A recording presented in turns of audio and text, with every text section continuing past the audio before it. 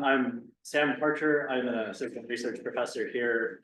My project that I'm talking about today is ceramic diffusion bonding, specifically for now in the system of zirconium carbide and titanium. So the background, this experimental work that I'm doing will be based on some modeling that's been done here and some experimental work already done on that modeling. So initially, I'm just trying to replicate this work and then expand it into more systems later on. The basic process is that you have two blocks of zirconium carbide or your ceramic that you're trying to join with a metallic interlayer, in this case titanium. And at a critical temperature and interlayer thickness, you will first have carbon diffused from the carbide into the titanium. You'll get titanium carbide forming and then diffusion of the zirconium and titanium, eventually forming a homogeneous joint. The homogeneous joint is the goal of this. With too thick of an interlayer, even after long heat treatment times, it was found that it still doesn't. You need to share the screen. Sorry. You go into Zoom and share the screen.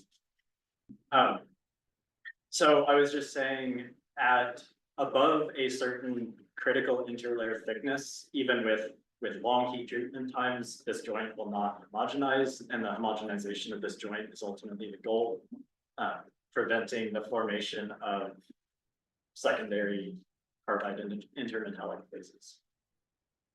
So I haven't done a lot of the experimental work yet in this project. It's still early stages. First, I will talk about characterization of the precursor powders. So I should start off by saying we are starting with zirconium carbide powder commercially purchased. And the first step is going to be sintering these into solid blocks and then cutting those up to do the diffusion.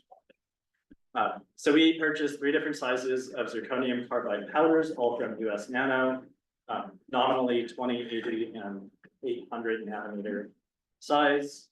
With some SEM imaging, the 20 and the 80 nanometer look pretty much identical, pretty uniform particle size, whereas the 800 nanometer looks pretty sharp chunks and a larger distribution in particle size. So it's my assumption that this was made using a different process and milled to reduce the particle size.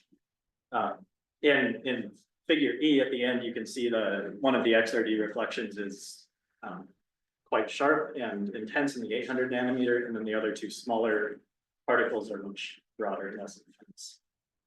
Through felt refinement, I found that the 2 smaller particle sizes are phase pure, but there's a variety of other phases present in the 800 nanometer size particles, which will come into play later on. I also did some EDS analysis and found there was some silicon and tungsten present in these samples.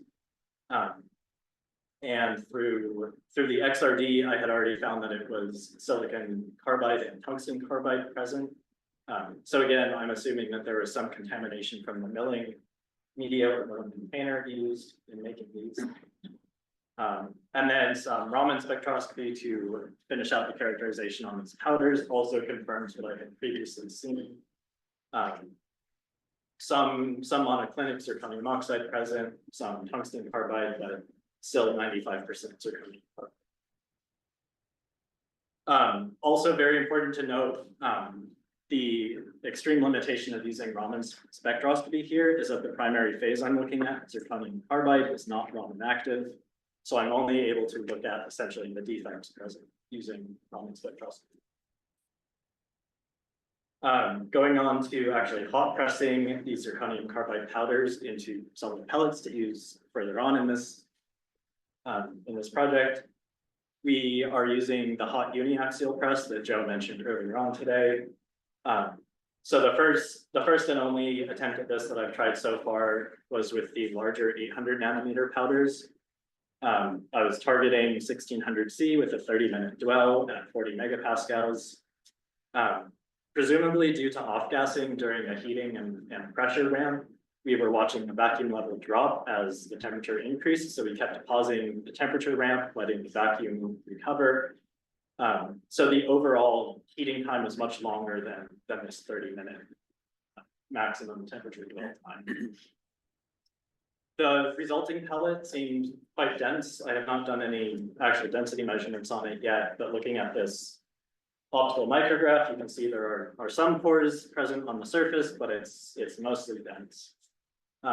There's also these bright colored phases present, which are much more apparent in the whole magnified optical micrograph here, which show up much stronger under the SEM, both in secondary and in backscatter, which is the one image on the right. And from doing EDS, I see that these areas have no zirconium, all silicon and tungsten. And then I have done some EBSD, which helps to confirm that the phases are zirconium carbide and tungsten silicide. I should point out this particle I'm looking at is about 20 microns in diameter, whereas the initial powders that I started with were 800 nanometers. So there's clearly some significant agglomeration of silicon and tungsten forming these large phases. So yeah, further confirmed with EDSD, the general grain size of the zirconium carbide that I was getting was less than 10 microns. So still sintering into larger grains, but nothing like the tungsten silicide phase that I see here. And then in place of loading this stack of zirconium carbide and titanium zirconium carbide into our hot uniaxial press, which for most of the year has been out of operation due to a broken chiller. I wanted to do some experimentation in our tube furnace, just doing some pressureless in inert atmosphere rather than in vacuum. So in this case, I stacked some titanium on zirconium carbide and heated it. You see argon, just to get an idea of what phases I'll see, if this is feasible under argon rather than in vacuum. And just to try and make some progress while we're getting equipment repaired. So it turns out that at least in the argon atmosphere we were able to get in our tube furnace, it is still too oxidizing to do this experiment. I see much more oxide phases on the surface of this pellet than I did originally. Scott, do you have the time? You're okay. We have a break after this, and we'll. Okay. We have some. So in the picture on the left, you can see some darker gray regions, and that's where I had the titanium foil in contact with the zirconium carbide. After this heat treatment, most of the titanium was gone, so I assume it had oxidized quite heavily. I only got around to doing Raman maps on this sample so far. There's a lot of different phases present. Mainly oxide phases. There's a lot of just carbon visible rather than carbide, and that's noted by these large carbon bands in the Raman map. And you can see the bright red spots on this map show where it's more just carbon and less other phases are present. So this. One, to reiterate what I said about zirconium carbide being non-Raman active, but most of the other phases that I might see are. I still think Raman will be a useful tool going forward in this experiment, although SEM is going to be my main technique going forward. The environment that I'm working under is very important, so I think doing the diffusion bonding under vacuum, which was the original plan anyway, is probably the only way that this is going to work. And with some applied load holding this stack of materials together, as well as the surface preparation. So in literature, I see etching the surface with hydrochloric acid to make sure there's no oxide present, making sure you have a very, very clean and flat surface to start with. So that's what I've gotten done on this ceramic diffusion bonding so far. Another important thing that I will note at the bottom here is that I'm starting with stoichiometric zirconium carbide powders, whereas in literature where they've done this experiment, it's somewhere between 0.7 to 0.85 carbon. so rich in zirconium. And I'm assuming that I will see more carbide phases forming this stoichiometric composition. Other experimentation going forward, I'm very curious what the effect of preferred orientation on the interlayer will be. If it's, and I've done some research and there are some dependencies on the orientation on different sputtering conditions. So I was going to try to deposit a preferred orientation layer and see what the effect on the diffusion kinetics and see if that can even increase what the minimum or what the maximum critical interlayer thickness might be if we can improve the diffusion out there. And like I said, going forward, SEM will be my main characterization technique. And I will show this one slide. We are having this new SEM installed. Currently, it was delivered a few weeks ago. So there's a lot of nice detectors on this. I was reading about cathodoluminescence. Apparently, different stacking faults in silicon carbide have different cathodoluminescent properties.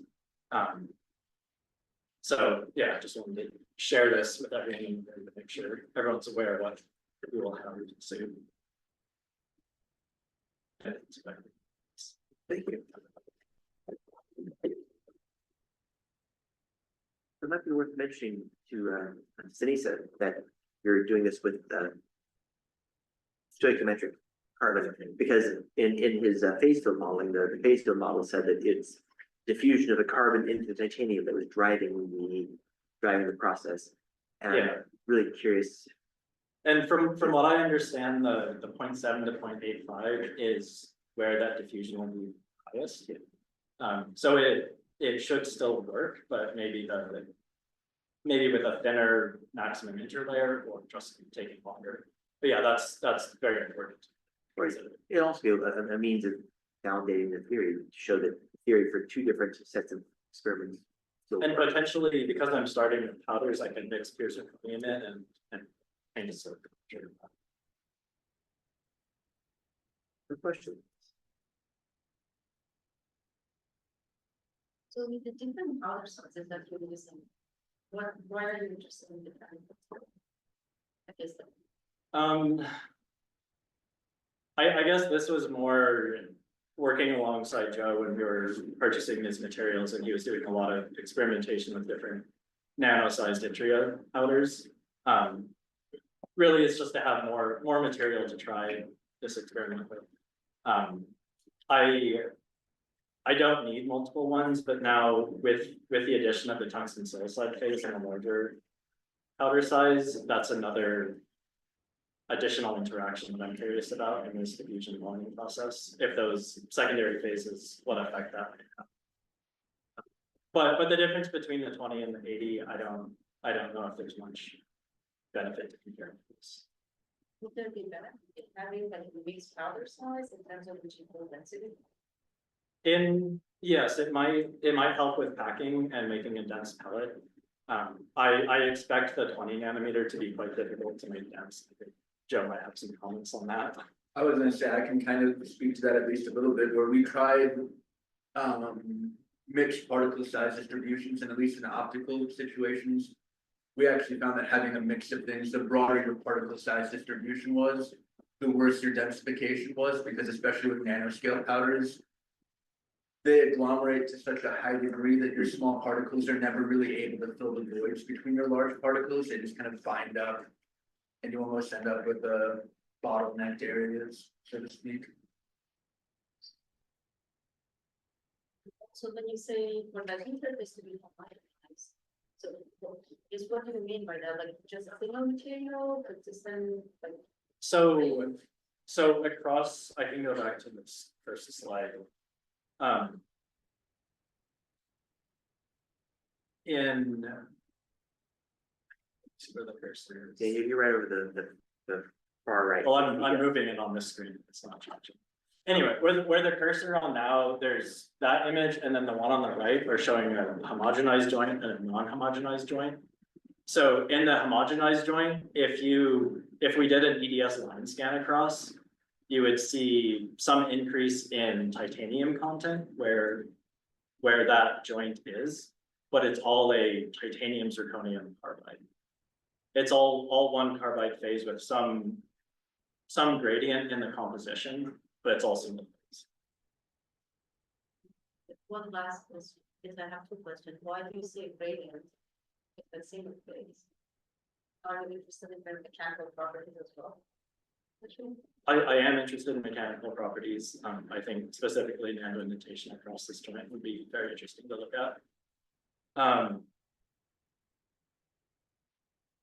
As far as the gradient, I don't know that I have a good answer for that. I suspect there's some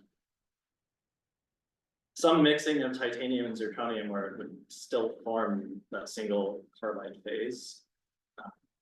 But yeah, I don't have a good answer for that.